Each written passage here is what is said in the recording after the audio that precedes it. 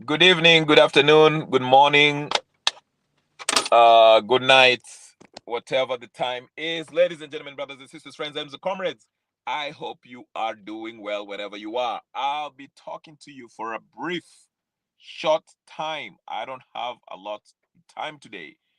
I'm actually waiting for an important call, but let me just talk to you. Let me just, you know, spew my guts out about what's going on in Kenya.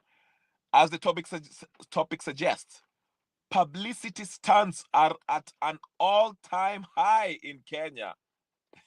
Ay, ay, ay. Woo-wee. Hey, hey, Kenya kuna mambo. Vituko, vipindre. So much is happening. I do not even know where to start. This is just funny, funny, funny. It's madness, I tell you. Madness. Uh okay, I see a sign of yeah, he's getting yeah. Anyway, so let me just talk to you guys very quickly about what's happening in Kenya. Gachagua just finished a press conference describing what happened, with the police, ESCC, I don't know, special force, I don't know who went to his house in whatever the place is, residence. Um, I, to be honest with you, I couldn't listen to the whole thing. I listened to like 5 minutes, well, 5 minutes. Literally a minute or 2 minutes into it, and I was like, all right, I'm done. I'm done. It's the same script, nothing new. We already know what's happening. But anyway, we'll just discuss that. I won't go into, telling you what really happened again. I mean, rehashing the whole nonsense that happened. I'll just briefly give you an overview of what's happening here. I want you to look at all these things that's happening through uh, real skeptical lens, okay? Like I usually encourage everyone, question everything. For example, you cannot have a deputy president who less than a year ago was championing the this brutal dictatorial administration's failed policies, defending it, okay?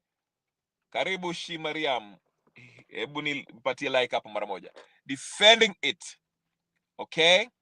And now, a few months later, after an unconstitutional process, which I've explained why it was done so, now claims, he is the target by this very administration, by his former boss. They want to kill him. There was nuclear, I don't know, not nuclear weapons. What did he say? Chemical weapons that were supposed to be used to take out his life, blah, blah, blah. Just a bunch of nonsense, baloney. But anyway, we'll get to that. Then we shall also talk about, I will not talk about, but I'll just highlight Tundu, Tuliso, whatever his name is. Tundu something. Yeah, that guy. Free him. He's been freed. Uh, the guy who is opposition leader who Suluhu had detained. We shall discuss him very quickly too. Then we have also, who else? What's happening again? Oh, Natembeya. You remember him? That guy who was really brutal.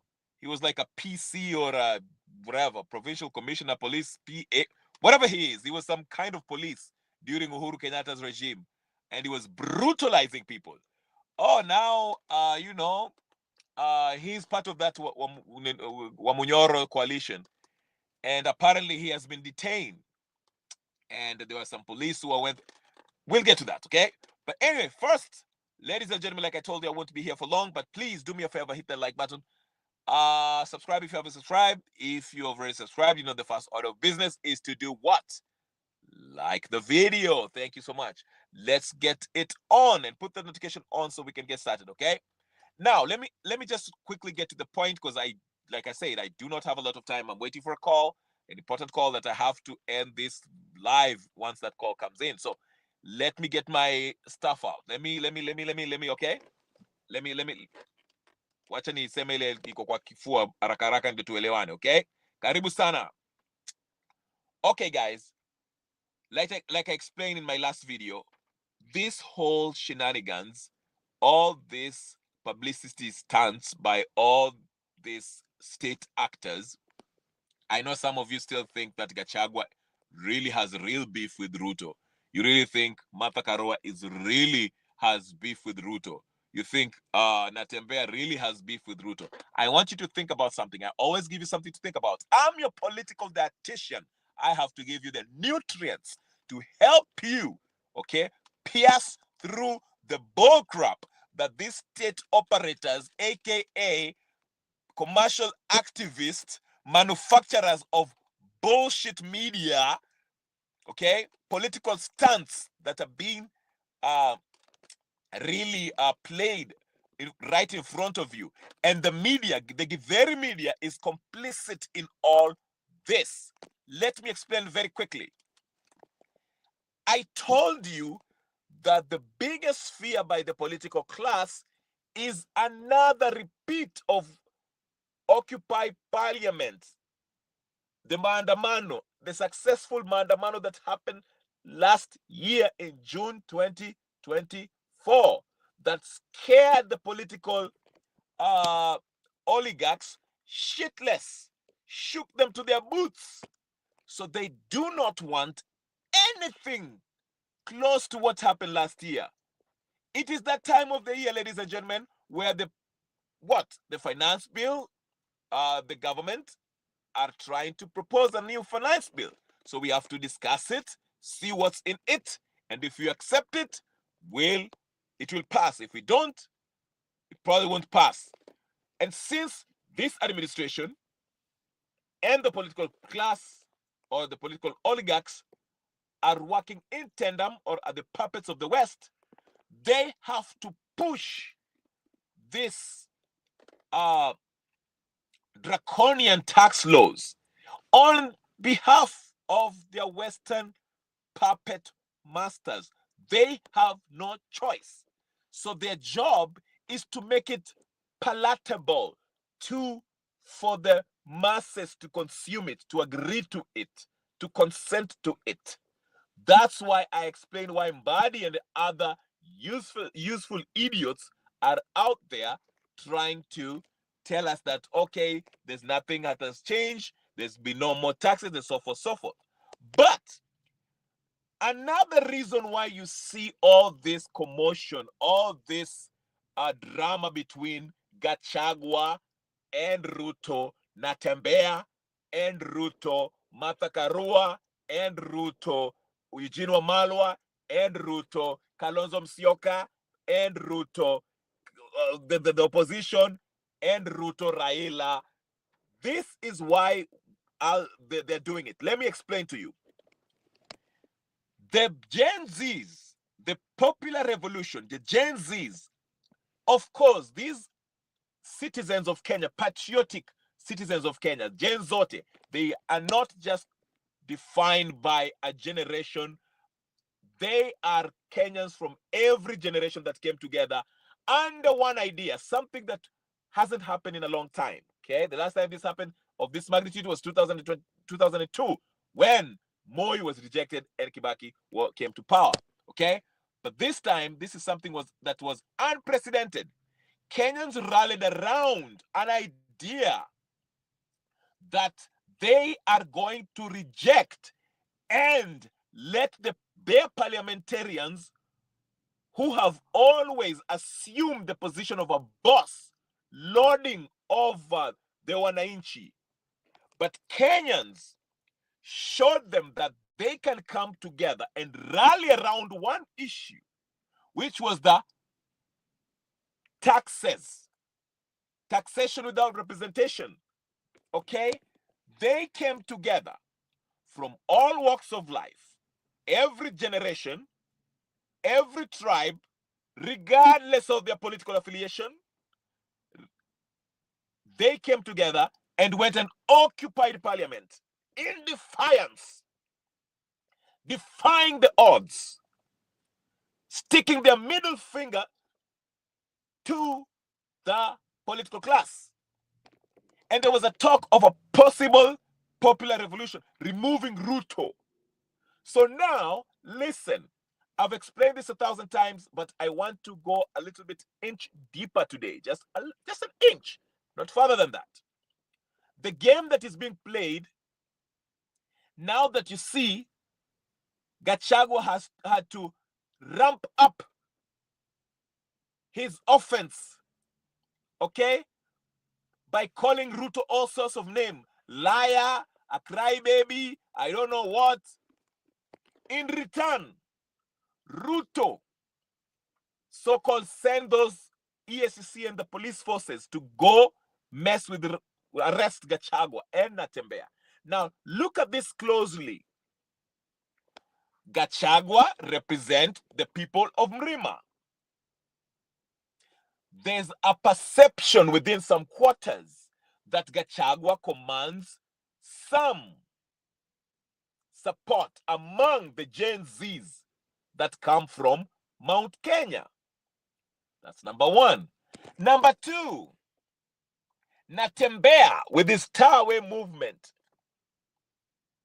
is seems like an emerging leader who commands a certain percentage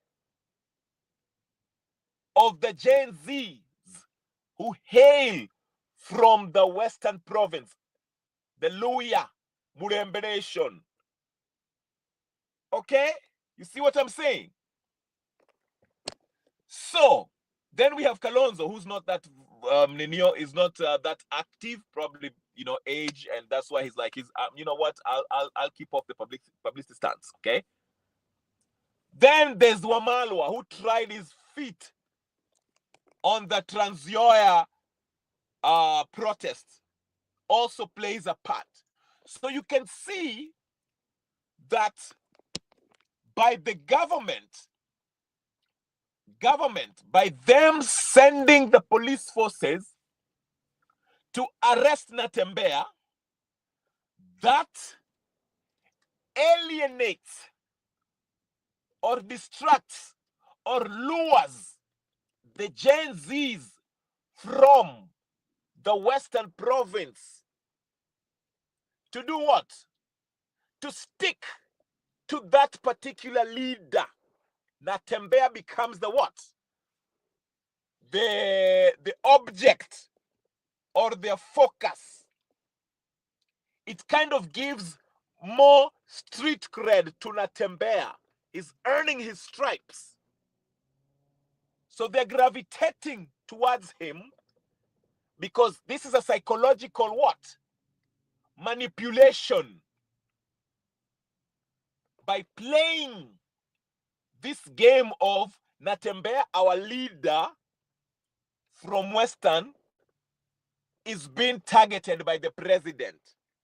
So the move by the government and the oligarchs is to fragment, take this unified Gen Z movement that comprised of young and middle-aged and people of all generations, of all tribes, especially the Gen Zs.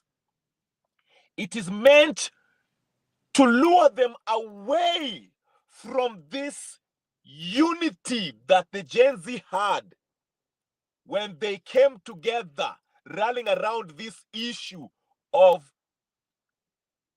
finance bill and the idea of Ruto must go, taking out Ruto through a popular revolution. So they are attacking the unity of the Gen Zs by doing what? Targeting this so-called opposition that do not have any clout. But the government, by sending or detaining or messing with these Natembeya, Gachagua, and the rest, and even Martha Karua, even though Martha Karua nobody believes that, but by doing so, it sways the Gen Zs from those regions that come from that tribe to sympathize with Natembeya. It is an experiment that they actually learned from the impeachment of Gachagua. Let me explain very quickly. I told you I won't be here so long, so like this video and send it to your friends so that they can get the message. I told you, when they deliberately, unconstitutionally impeached Gachagua, Gachagua earned some sympathy, got sympathy from Kenyans from all parts of Kenya, of this country, of this republic called Kenya, especially the Murima, because up to that point, Uhuru Kenyatta was still the Mudamaki. He still is. Don't get it twisted. But Gachagua earned himself some new supporters among the young because the country saw the unconstitutional nature in which this impeachment was undertaken expeditiously. And he earned, or he gained, some supporters through sympathy. So the Gen Zs from Mount Kenya were like, Gachagua hatumpendi, we don't agree with him, we know his history, but the manner in which mulimnyanyasa na kumtoa from his position was wrong and was unconstitutional. So they gravitated towards him, just like majority of Kenyans. Okay? So by doing so, the government, the oligarchs, the corrupt political class learned that if you target a certain politician who is speaking against the president, that politician will gain some brownie points, atapata sifa, some social currency. He'll gain that. So, since the problem for these political oligarchs is the unification of these Gen Zs who detested, rejected the idea of having a leader, idea of having tribal leaders and being tribalists, the idea of belonging to a particular political party. Since that unification is what scared the whole system that the political oligarchs depend on to survive. Karibu sana Gypsy Corner. Please go ahead and like the video. They are now pretending to be in conflict, the political class that is, pretending to be in conflict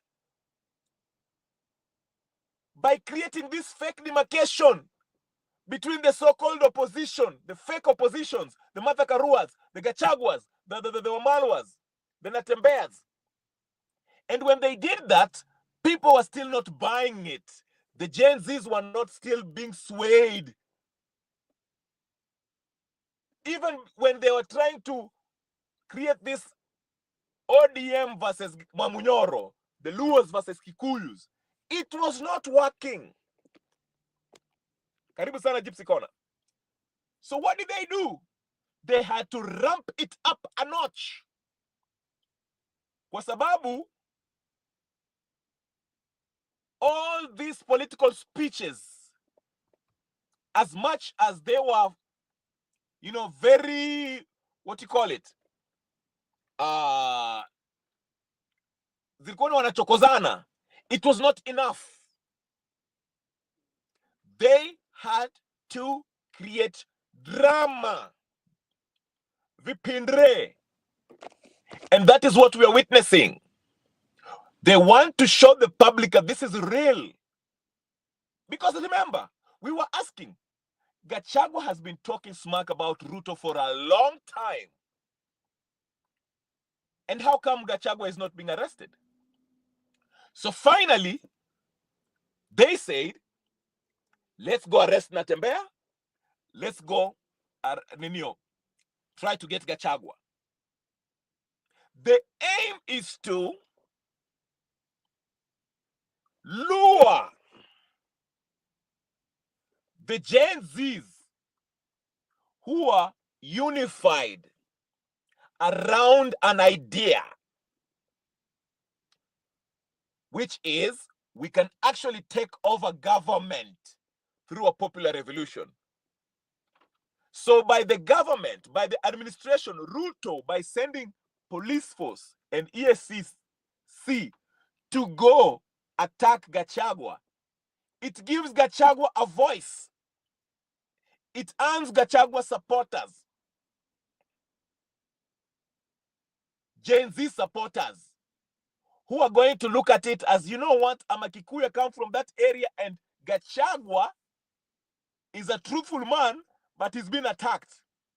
Of course, I'm talking about the gullible ones. So they're going to go with the Gachagua. Then there's Natembeya with his Tawe movement, rejecting everything about Ruto. Natembeya is known to be a Huru puppet. Natembeya is friends with Ruto. But if you attack him, people of the Gen Zs who come from Western, we shall sympathize with him and say he's been treated unfairly. Ni mtoto wetu. He's our son. That's why you see Wamalwa Eugene was there quickly trying to tetea him. The aim is to move the Gen Zs and the millennials who are unified under this idea of taking power and collapsing this corrupt system, to pull them from all directions. Take them to, some of them to Natembeya, take some of them to Gachagua. Okay? What is the end game? I'm glad you are thinking about that. Listen to me. For those of you, and I've been telling you, the end game is this. I've been telling you, if you're still counting on this system, IEBC, for a fair elections, it won't happen. And in order for Ruto to be able to win an election, of course, he will have to rig and do all sorts of things. In order to rig, he has to make it seem like it's a close what? It's a close election. Okay? So by kupeleka hawa watu, vijana wengine wanaenda na Natembeya huku, wengine wanaenda na Gachagua. Kumbuka, these vijanas, since some of them from Mount Kenya are going to stick with the Gachagua, some of them are going with Natembeya. Forget about the ones in Nyanza province, because the Nyanza Gen Zs are still controlled, majority of them are controlled by Raila Odinga. And Raila Odinga is with Ruto. So Ruto does not have to worry, the political class do not have to worry about the youth from Nyanza going to Mandamano, because he has already what? Ameshaeka Raila kwa box. Conman mwenyewe. Okay? So these youth cannot, they're not together. They're not unified under one issue, which is finance bill, and also removing Ruto and collapsing this corrupt system. You understand? Because there's strength in unity. Unity is what gives the Kenyan people their sovereign power. If they speak with one voice, if they unify and say, we are not buying into these political parties, we are not buying in this idea of having a leader, we are not buying in this idea of tribal groupings.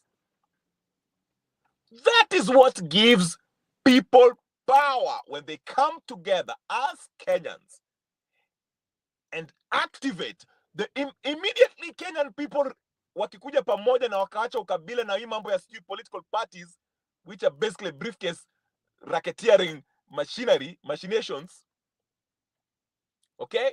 When people come together, majority of Kenyans come together, the sovereign will is activated, and whatever they decide to do, it will be done, and it's constitutional, because that's what the Constitution says. The people are sovereign.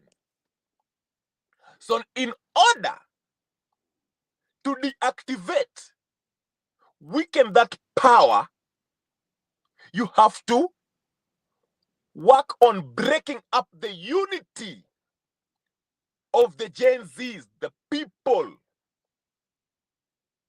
Break it up. And how do you break it up? You break it up by using these demagogues, proven corrupt so-called leaders who have made their billions and trillions through this corrupt system. And now they're pretending to be opposition and create fake tension and beef and have these publicity stunts that they're being ati polisi na wanakujia, ati they are being attacked, Ruto is coming for them. It's all nonsense. It is a publicity stunt so that the gullible Gen Zs, I'm not saying all of them are gullible, but some of them are, will fall into, oh, we are being attacked.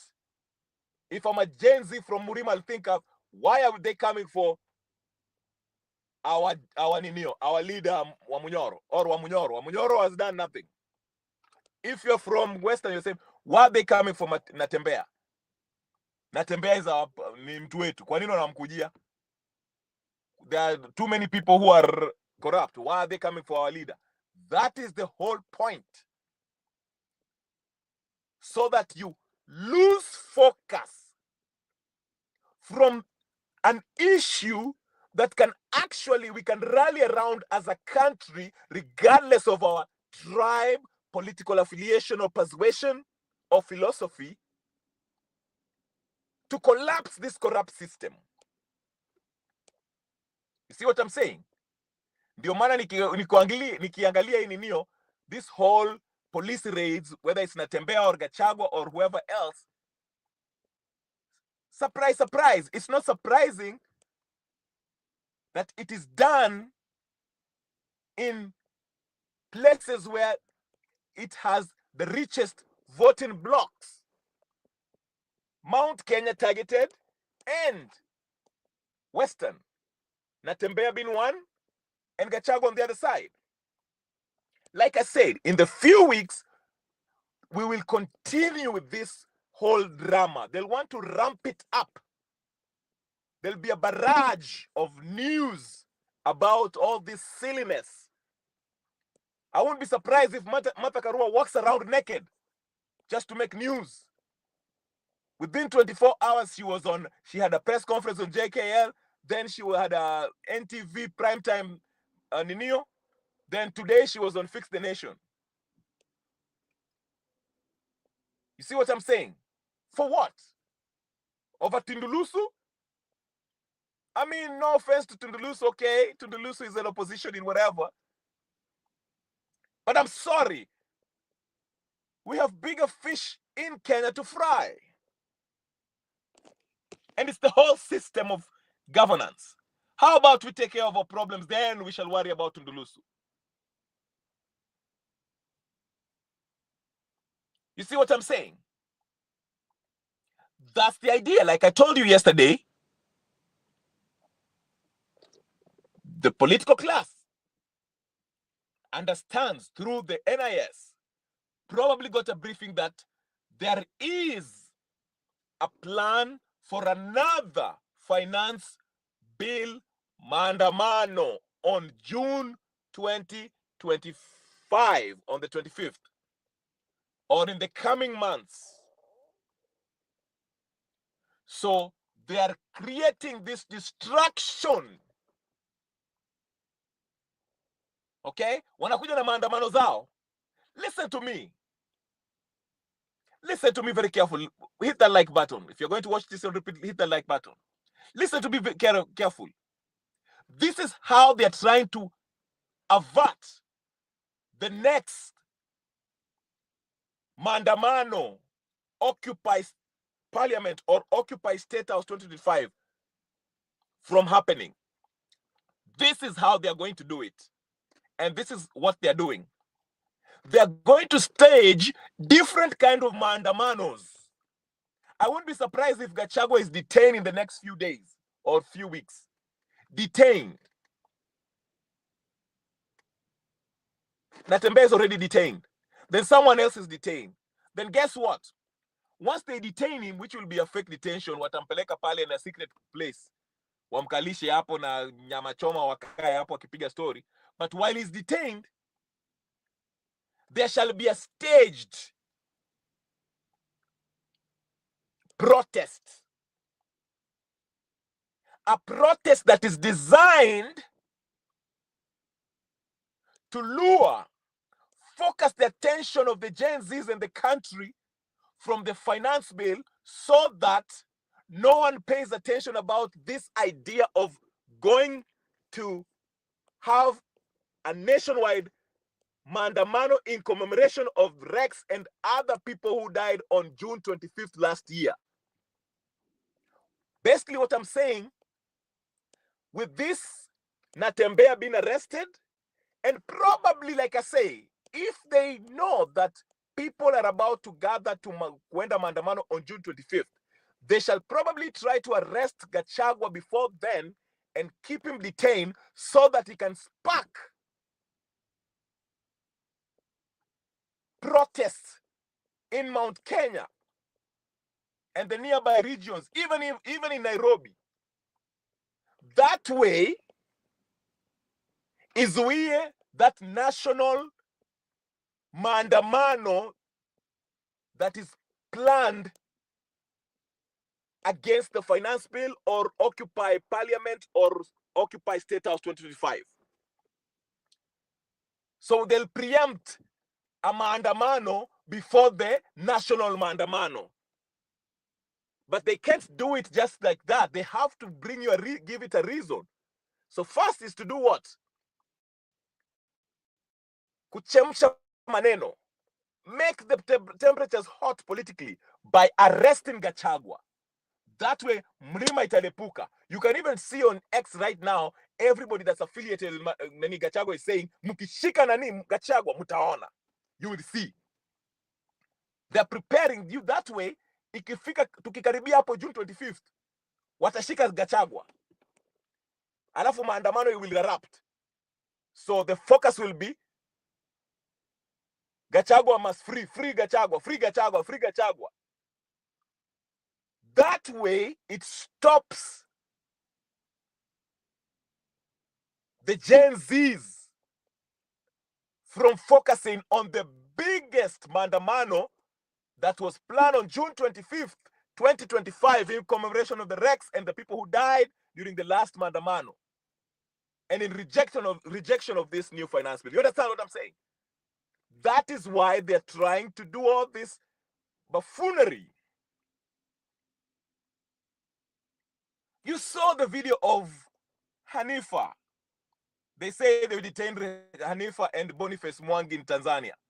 Bunch of baloney. She was standing in front of a place called interrogation room. If you look closely when she's saying Atwoli must retire, okay, when she's giving her that speech, even the word interrogation is misspelled. You can tell they were putting that she was standing specifically, strategically hapo karibu na hiyo the word interrogation room, so that it can show for those people who are going to watch that clip to connect the dots and see, okay, they are in interrogation room. No one in the history of interrogation room are that happy. Una hoteli mnaandika hapo karibu na mlango ati interrogation room, you even misspell the word interrogation, alafu unaanza kujifanya ati we are in interrogation room. Boniface na hapo Mwangi hapo anaanza kupiga hii mchezo wa town hii. I'm telling you, the political class are working overtime right now because they are trying to stop the major national maandamano that is to remove Ruto and to take out the system down. That is why they're working overtime. Karua with the fake shenanigans that you have been deported. Mtu gani anakuwa deported anapiga simu na ako kwa nini, ako kwa ndege hapo ako na selfie. Gachagua sijui alidikujia ati they want to put sijui gas sijui nini, press conference kila siku. You'll see him tomorrow or the day after tomorrow. Utasikia kuna another news conference live anaongea. Hata kama ni Obina ama sijui ndio nani. Natembeya will, soon as Natembeya is released, Natembeya will be in Fix the Nation, JK Live, NTV, Citizen Daybreak, sijui nini, TV 47, sijui hiyo mambo yote. I was just laughing when I saw Martha Karua. Hata hakushikwa, hata hakuna kitu, hata hawakumslap, hawakumfanya kitu. Amefika tu hivi press conference JKL. Hata jaeka mzigo chini, haya NTV live hapo anaongea. Hata hajaosha sura, hapo amewekwa Fix the Nation asubuhi. What is this?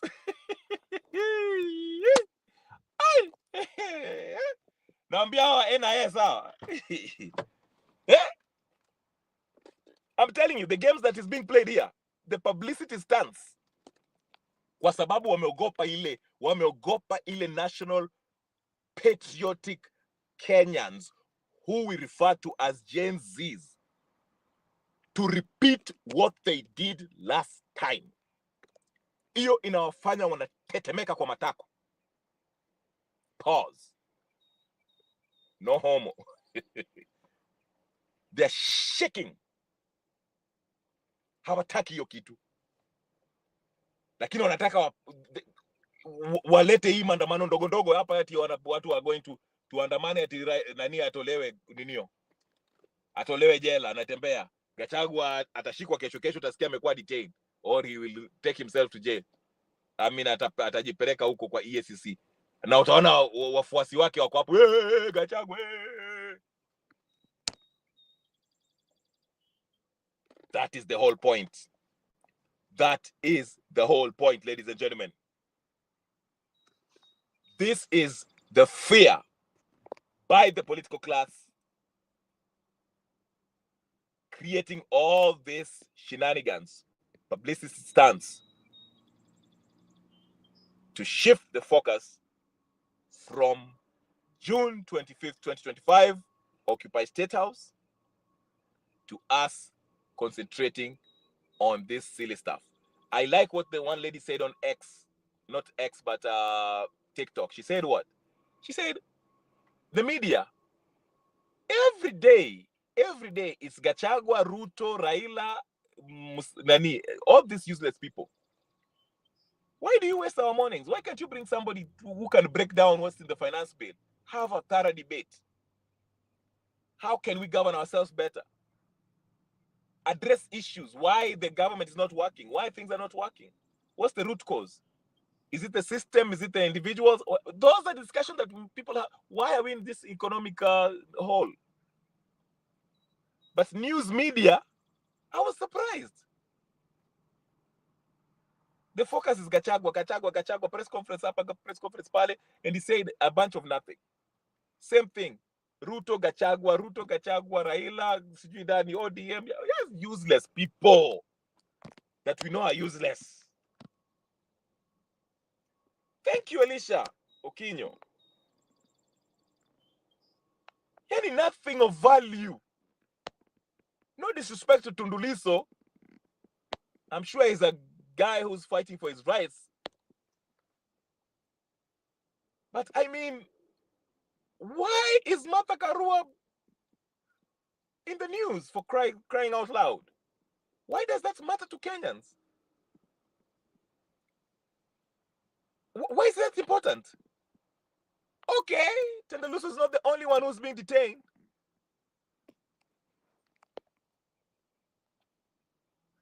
Yani, my aim and my ambition here is to make people skeptical.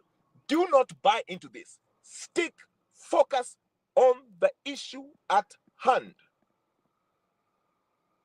Hizi drama ati sijui Makarao alienda kwa nyumba ya sijui Gachagua, Makarao alienda kwa nyumba ya Natembeya akashikwa sijui nini, tear gas in Trans Nzoia. I've even had kumbe vile wakina Eugene Wamalwa walijipeleka huko Trans Nzoia, walifukuzwa na wananchi wakaambiwa ati we were here before you.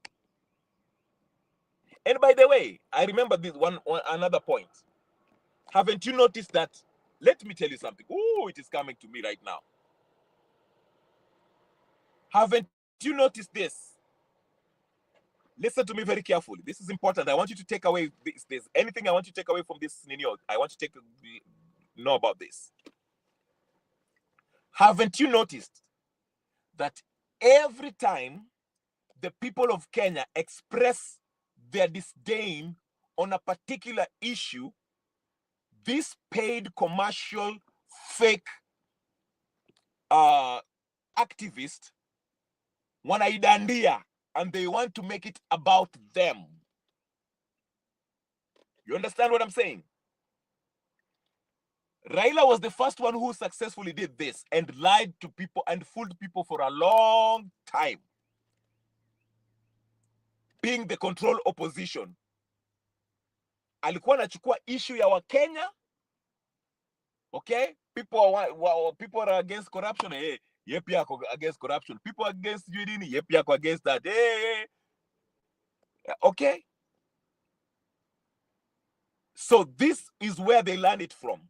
So look at wakina Boniface Mwangi, wakina Hanifa, wakina Martha Karua, wakina Gachagua. Gachagua wants to endear himself with the Gen Zs,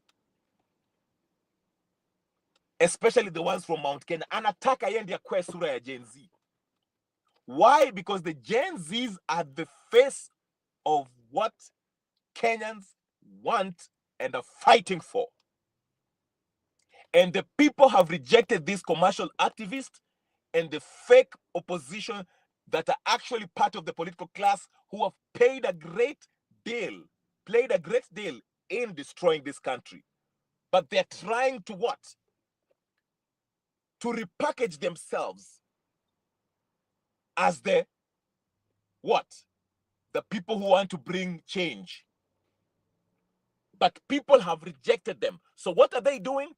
Any issue that is affecting Kenyans, Wakenya wakitaka kwenda protest, unaona hao washakimbia, washachukua hiyo protest, hao sasa ndio sura ya protest. When the people of Ninio, watu walikuwa nakasirikia Trans Nzoia and they went and protested against the Trans Nzoia, Wamalwa akakimbia mara moja. Ndio huyo hapa amejiingiza sasa, yeye ndio the face of hiyo Trans Nzoia. Yeye na anatembea na wengine wajinga wengine. Hao ndio sasa wanajiweka ati hao ndio wanapigania Trans Nzoia. Sugar. Gen Z wakifanya Wamunyoro amesema amejiingiza hapo sasa, yeye ndio sura ya Gen Z sasa. Yeye ndio sura ya Gen Z sasa anajifanya na ma press conference zitakuja, utasikia tu zitazidi. So they're trying everything. And they are very clever. Let me tell you how clever they are. They know no one is buying into Martha Karua, Wamalwa, and what's his name? Natembeya is not that of a threat. Gachagua has some currency just because he's playing into the Mount Kenyans ninio shida ambao zina affect Mount Kenya. He's really playing into that.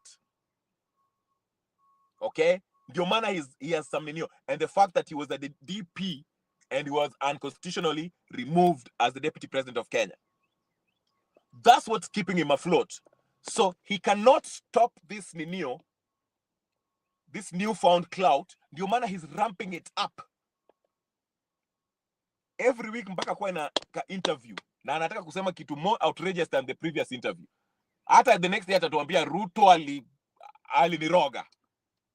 He stood up in the office and he removed his clothes and he started doing backflips and touching powders that I don't know what he's touching. Atasema vitu outrageous hamtaamini to keep his relevance. Na sasa wamerealize hawa wanasiasa wa zamani, everybody has rejected them.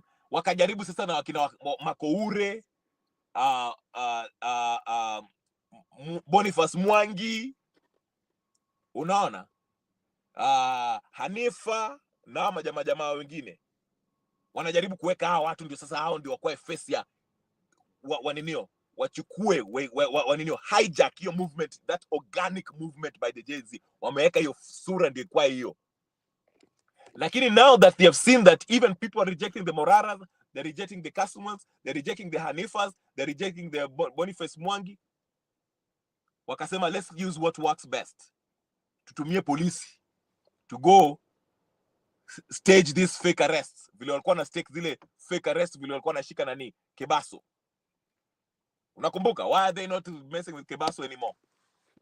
What is Kebaso doing differently from what he was doing then? Why were they wanted to arrest him back then? Why not now? Unaona hizi mchezo? So now they're using the police force to create commotion. Ndio icheze, because the idea is to mess with your emotions. So you can be emotionally invested kwa hizi publicity stunts. Martha Karua atajikata kichwa, atajikata mkono, aseme Ruto have sent people to cut me. Gachagua alisema ati Ruto wanataka kumpoison. This is the whole idea. So you can be emotionally invested because they know if you want to talk about issues, these people cannot talk to you about any issue because they lack credibility. They are part and parcel of the process of destroying this nation.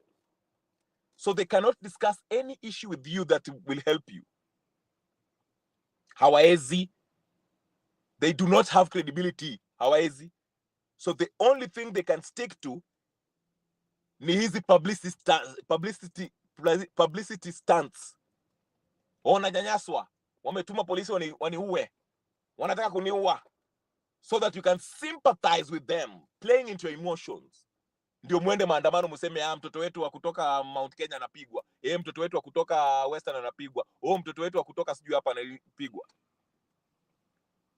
And Raila and ODM role in this is all this is to support Ruto and kuchokoza watu wa Mlima na hao watu ambao wanashikwa.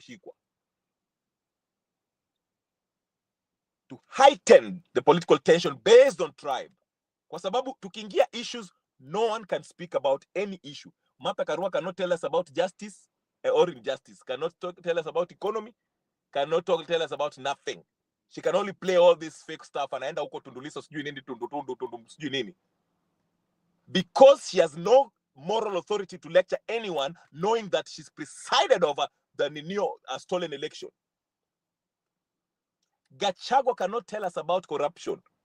Gachagua was part and parcel of Ruto's government. Unaona?